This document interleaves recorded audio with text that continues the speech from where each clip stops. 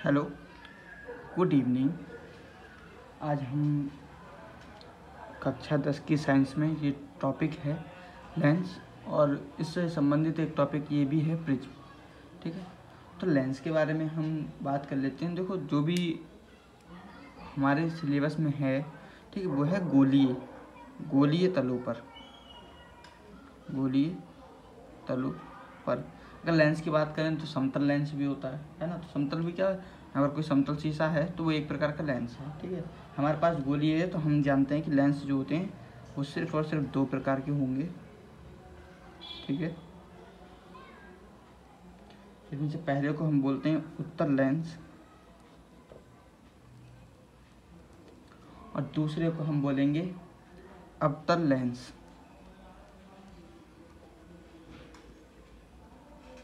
ठीक है, कैसे होते हैं इनके डायग्राम देख लेते हैं भाई।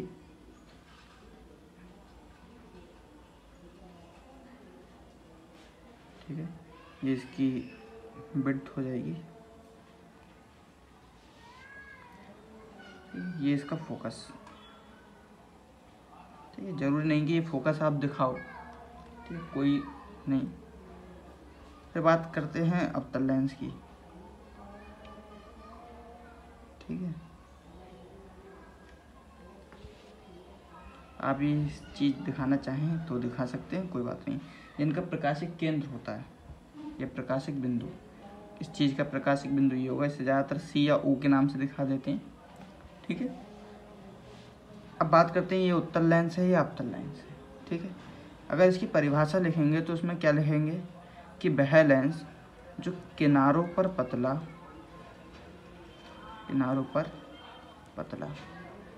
ठीक है, बीच में मोटा या उभरा हुआ होता है। ठीक है, ये कैसा कहलाता है? ये उत्तल लेंस कहलाता है। कैसा कहलाएगा ये? उत्तल लेंस। ठीक है, तीसरी बात अगर इसमें कोई बढ़ाना चाहे तो ये लेंस क्या करता है, किरणों को इकट्ठा करेगा। जैसे ही इस पर कोई भी किरण पड़ेगी, ठीक है, जो उन किरणों को एक कटान बिंदु पर मिला देता है। ठीक है, ये किरणों को इकट्ठा करेगा। तो तुमने देखा होगा कि लेंस से या चश्मे के लेंस से हमने पेपरों को, कागजों को जलाया है। ठीक है, तो इसे हम कह सकते हैं अभिसारी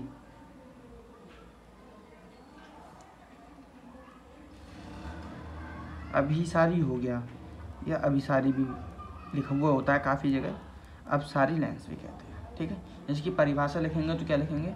वह लेंस जो किनारों पर पतला होता है, बीच में उभरा हुआ या मोटा होता है। ठीक है, या जो क्या करता है, प्रकाश की किरणों को एक जगह एकत्र करता है, इकट्ठा करता है, वह क्या कहलाता है? उत्तल लेंस कहलाता है। ये तीन क्वालिटी इसमें होती हैं। ठीक है, अब बात करते हैं अवतल लेंस की। ठीक है, अब अवतल लेंस क्या होता है? ये लेंस प्रायः किनारों पर मोटा होगा, बीच में पतला होगा। ठीक है, तो इसकी परिभाषा लिखेंगे तो उसमें 3 पॉइंट दिखाएंगे। वह लेंस जो किनारों पर मोटा या उभरा हुआ है ना, बीच में पतला, तथा किरणों को क्या कहलाता है? फैला देता है, प्रकाश की किरणों को फैलाता है। ठीक है, इसे अपिसारी गुण कहते हैं, अपसारी। ठीक है, तो ऐसे लेंस को क्या कहेंगे? अवतल लेंस कहेंगे। इसके तीन ही गुण हैं, कोई ज़्यादा कठिन चीज़ नहीं है। तो वह लेंस जो किनारों पर पतला, बीच में मोटा, ठीक है, तथा किरणों को क्या करता है? एकत्र करता है, ये कैसा लेंस कहलाता है? इसे अपसारी लेंस भी कह सकते हैं या उत्तल लेंस भी कह सकते हैं। ठीक है, अवतल लेंस के बारे में, वह लेंस जो किनारों पर मोटा, बीच में पतला, तथा किरणों को क्या करता है? किरणों को फैला देता है, ऐसा लेंस जो कहलाता है वो अवतल लेंस कहलाता है। ठीक है, अब बात आती है कि ये जो लेंस हैं, इनका प्रयोग क्या है? इनका प्रयोग बिल्कुल सिंपल सा है, ठीक है। इसके बारे में अभी डिस्कस करते हैं हम। अब बात करते हैं इसकी यूज़ की, यानी प्रयोग। तो इसके प्रयोग क्या क्या होंगे? तो प्रकाशिक यंत्र जैसे सूक्ष्मदर्शी, जिनमें हमें बहुत छोटी से छोटी चीज को देखना होता है,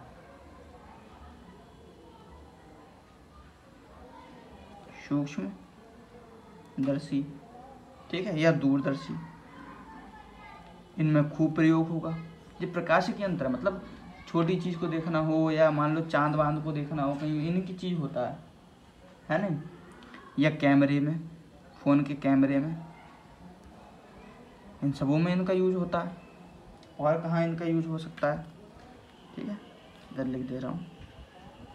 और इनका कहाँ यूज हो सकता है? तो दूसरा यूज जो इनका हो सकता है वो हो सकता है कि अगर हमें बहुत छोटी कोई चीज़ देखनी है तो घड़ी साथ जो होते हैं ना, छोटे छोटे पुर्जों को ऐसे जूम करके देखते हैं। एक होता है वो अक्षरों को बड़ा या छोटे करने वाला, है नहीं? तो लिख देंगे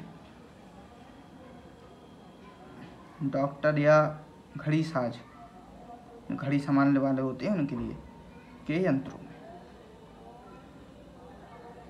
ठीक है। और इसका प्रयोग कहाँ हो सकता है? ये उत्तल लेंस का प्रयोग और कहाँ हो सकता है?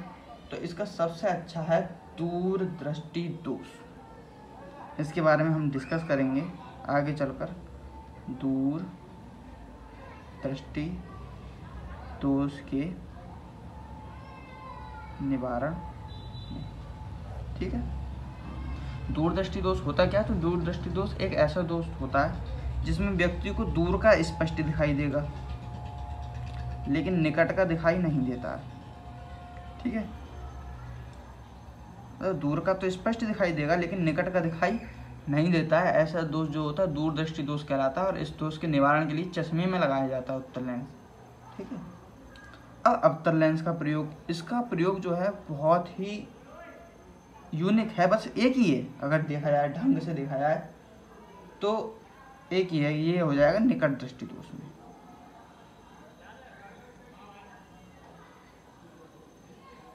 अगर वास्तविकता देखी जाए तो, ठीक है। और इसका जो उपयोग किया गया था वो एक चीज में किया गया था जो थी गैलीलियो की क्या थी? दूरदर्शी, ठीक है। ये रेयर है, बहुत कम लोगों को पता होता है। गैलीलियो ने एक दूरदर्शी बनाई थी, उसमें इसका प्रयोग हो जाता है, ठीक है। निकट दृष्टि दोष के निवारण में अवतल लेंस का यूज होता है। निकट दृष्टि दोष के बारे में भी मैं बता देता हूँ तुम्हें क्या होता है। इसमें निकट का साफ दिखेगा, क्लियर, लेकिन दूर का नहीं दिखेगा, ठीक है। तो ऐसे दोष के निवारण में हम क्या करते हैं? इस अवतल लेंस का प्रयोग करते हैं।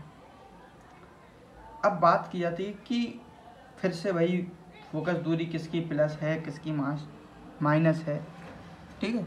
तो हमेशा याद रखना है, चाहे उत्तल लेंस हो चाहे दर्पण हो, ठीक है, चाहे उत्तल लेंस हो या उत्तल दर्पण, फोकस दूरी हमेशा प्लस में रहेगी, ये बात आपको याद रखनी है। दूसरी बात, चाहे अवतल लेंस हो चाहे अवतल दर्पण, फोकस दूरी हमेशा माइनस रहेगी, ठीक है। ये बात आपको क्या है?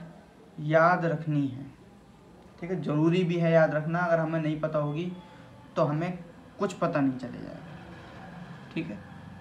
अब बात कर लेते हैं कि कौन सी दूरियां कैसे ली जाती हैं, जिन्हें बोलते हैं चिन्ह परिपाटी, चिन्ह परिपाटी, ठीक है। होता क्या है कि जो भी दूरियां आपतित किरण की दिशा में नापी जाती हैं वह हमेशा धनात्मक होती हैं। जैसे उदाहरण, जब वो भी कोई किरण आपतित होगी तो इधर से इधर की ओर होगी, ठीक है। तो कोई भी दूरी जो इधर से स्टार्ट की जाए और इधर की ओर नापी जाए, ठीक है, तो ऐसी सभी दूरियां होंगी धनात्मक, ठीक है। यानी कह सकते हैं कि लेंस से बाद की पीछे की दूरी ये सभी कैसी होती हैं? धनात्मक होंगी। क्यों? क्योंकि इधर से इधर की ओर नापी जाएंगी। ठीक है, अब इसकी विपरीत दिशा में अगर कोई चीज़ इधर से इधर की तरफ नापी जा रही है तो ये चीज़ होगी माइनस में। ठीक है, ये चीज़ कैसी होगी, माइनस में, यानी लेंस से बाईं ओर है, नहीं है,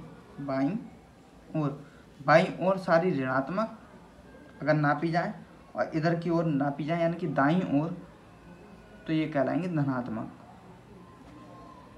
ठीक है, बहुत अच्छा हो। बस हमें और जो मुख्य बात ये है कि उत्तल लेंस है तो फोकस दूरी धनात्मक लेनी है, अवतल लेंस है तो फोकस दूरी हमें ऋणात्मक लेनी है। ठीक है, इससे संबंधित क्वेश्चन कल करेंगे। ठीक है, अब चलते हैं किसकी ओर, ये जो रह गया है ना प्रिज्म, अब चलते हैं प्रिज्म की ओर। ठीक है, अब बात करते हैं प्रिज्म की। तो प्रिज्म क्या होता है, तो अगर आप देखेंगे तो ये कोई त्रिभुजाकार आकृति आपको दिखाई देगी। ठीक है, ऐसी आकृति को बोलते हैं प्रिज्म। ठीक है, प्रिज्म ये होता क्या है, ये कांच का बना हुआ होता है। ये संपूर्ण हिस्सा जो बना हुआ होता है कैसा बना हुआ होता है, कांच का। तो प्रिज्म क्या होता है, कांच का बना समांगी पारदर्शी माध्यम। ठीक है, जो क्या है, दो निश्चित कोणों पर झुका होता है, जो दो निश्चित कोणों पर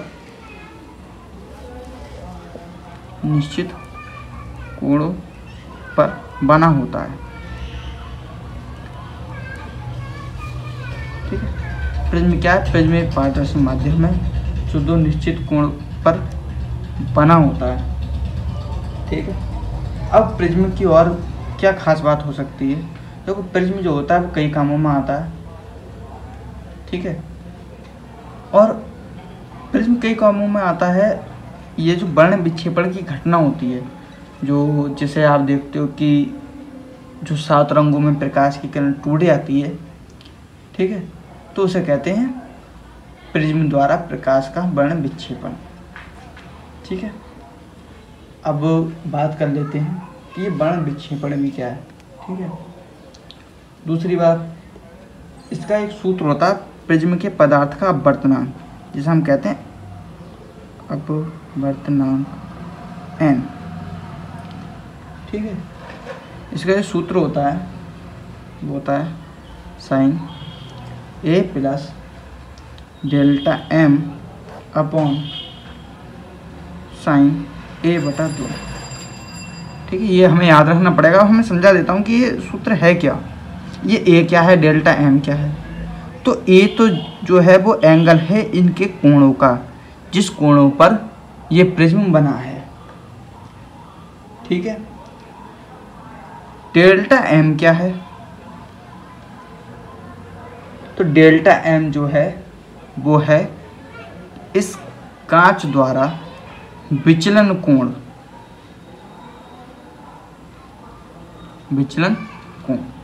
ठीक है। विचलन कोण जो होता है, हम मान लेते हैं जैसे कोई जो किरण इस पर आपतित हो रही है, वो विचलन के पश्चात एक निश्चित कोण पर झुक जा रही है या कहीं और विचलित हो जा रही है अपने मार्ग से, तो वही कोण एक विचलन कोण कहलाएगा। ठीक है, साइन को तो आप जानते हो, तो यह अपवर्तनांक का सूत्र है, याद रखना जरूरी है। ठीक है, इससे संबंधित सवाल आ सकते हैं, 1-1, 2-2 नंबर में आते हैं, और हमें पता भी होना चाहिए कि कौन सा होता है। ठीक है, अब बात कर लेते हैं वर्ण विक्षेपण, ये भी ज़रूरत है।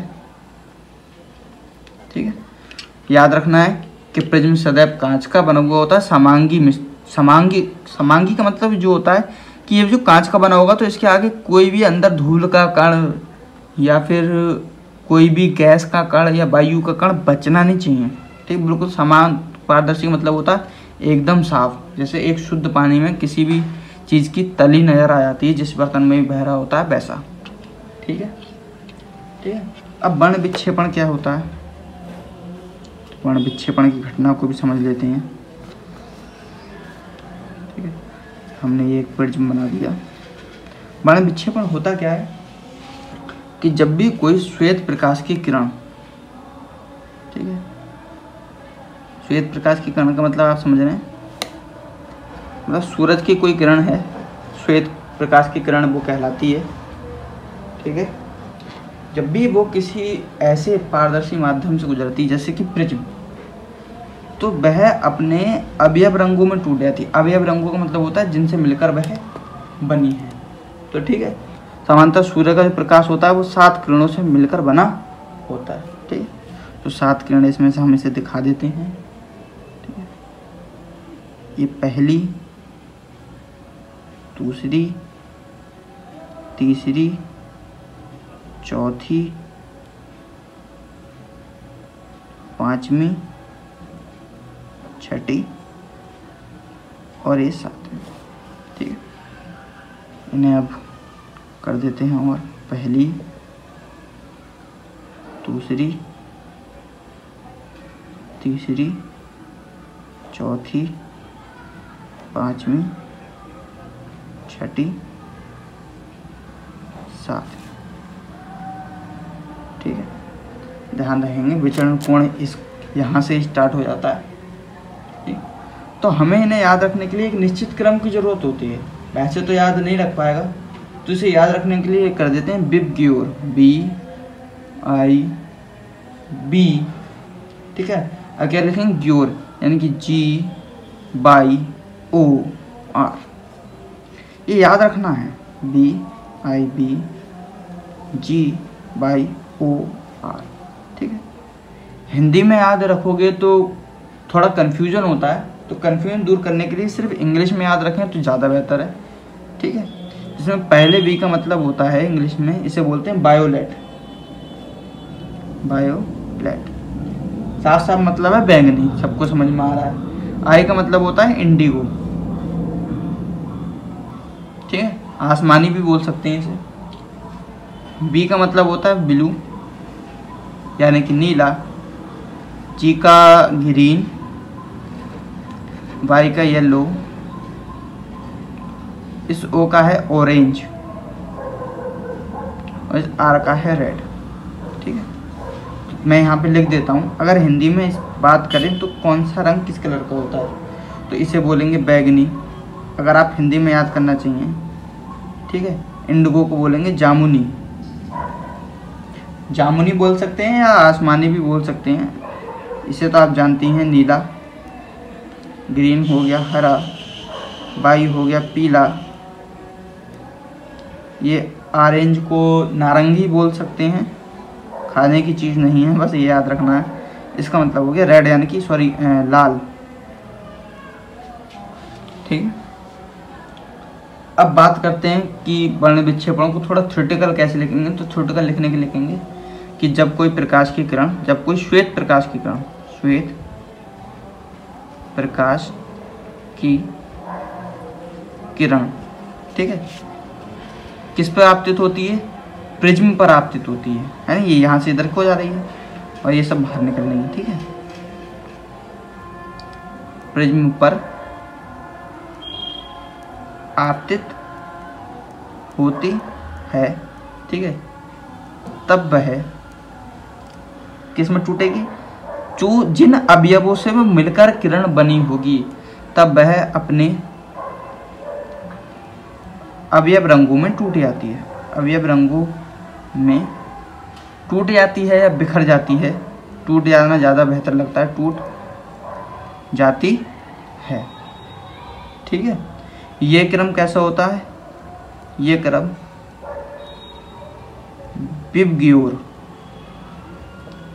विबग्योर के क्रम में होता है, क्रम में होता है।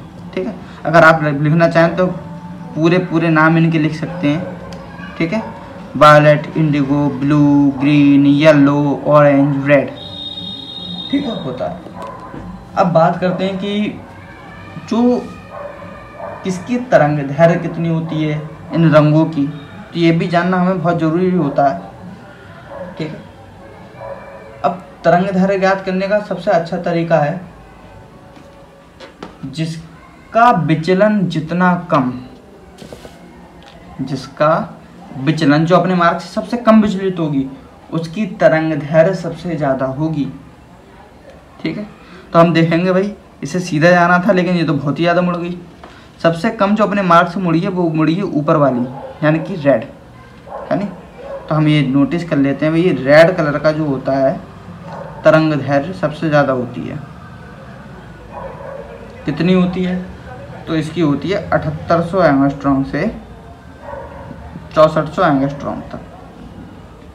ठीक है, ये याद रखना है। अगर किसी का विचलन बहुत कम हो रहा है तो उसकी तरंग दैर्घ्य सबसे ज़्यादा है, और जितना कम हो विचलन होगा उतनी तरंग दैर्घ्य ज़्यादा होगी, और जितना ज़्यादा विचलन होगा, जो भी रेखा अपने मार्ग से ज़्यादा इधर उधर भागेगी अपवर्तन के पश्चात, उसका तरंग दैर्घ्य सबसे कम होगा। यानी कि सबसे कम होता है इसका, यानी कि वायोलेट।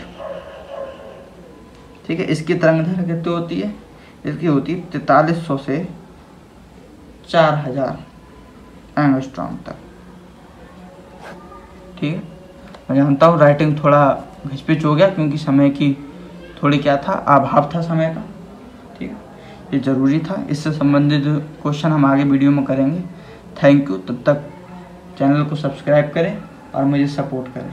ठीक है, और ये जो एंगस्ट्रॉम है, इस एंगस्ट्रॉम का मतलब क्या होता है? इस एंगस्ट्रॉम का मतलब होता है 10 की घात -10 मीटर।